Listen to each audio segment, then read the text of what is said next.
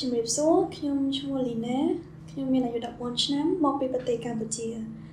ខ្ញុំបានរស់នៅក្នុងគ្រួសារមួយដែលមានជីវភាពសមរម្យប៉ុន្តែប៉ាម៉ាក់របស់ខ្ញុំតែងតែរវល់ជាមួយនឹងមុខរបររកស៊ីរបស់ពួកគាត់មិនសូវមានពេលសម្រាប់ខ្ញុំទេ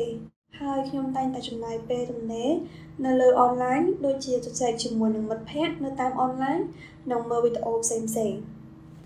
ថ្ងៃមួយខ្ញុំស្គាល់បុរសម្នាក់នៅតាមអនឡាញហើយពួកយើងបានបង្កើតទំនាក់ទំនងស្នេហាតាមប្រព័ន្ធអនឡាញខ្ញុំក៏មិនដែលបានជួបបុរសនោះដោយផ្ទាល់ដែរខ្ញុំមិនដឹងថានៅខាងក្រៅបុរសនោះមានរូបរាងយ៉ាងណាដែរ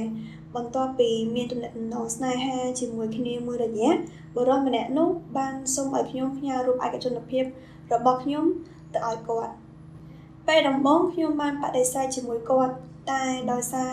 គាត់នៅតែទទូចសុំខ្ញុំនិងនិយាយថាបើខ្ញុំពិតជាស្រឡាញ់គាត់មែនខ្ញុំនឹងហ៊ានផ្ញើរូបឯកជនភាពទៅឲ្យគាត់ហើយ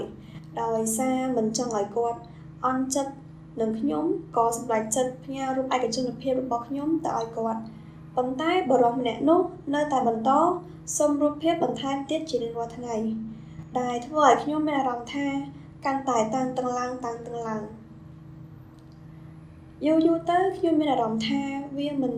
មែនជាស្នេហាតែវាជាការបោកប្រាស់និងជាការកេងប្រវ័ញ្ចតែប៉ុណ្ណោះហើយខ្ញុំក៏បានសម្រេចចិត្តសុំបែកតែអ្វីវាមិនបញ្ចប់ត្រឹមនោះទេ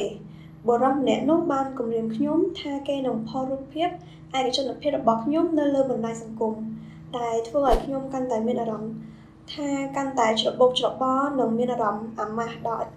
ដែលធ្វើឲ្យខ្ញុំមិនហ៊ាននិយាយជាមួយនឹងប៉ាម៉ាក់របស់ខ្ញុំនិងព្យាយាមលាក់ទុករឿងឈឺចាប់នេះតែម្នាក់ឯង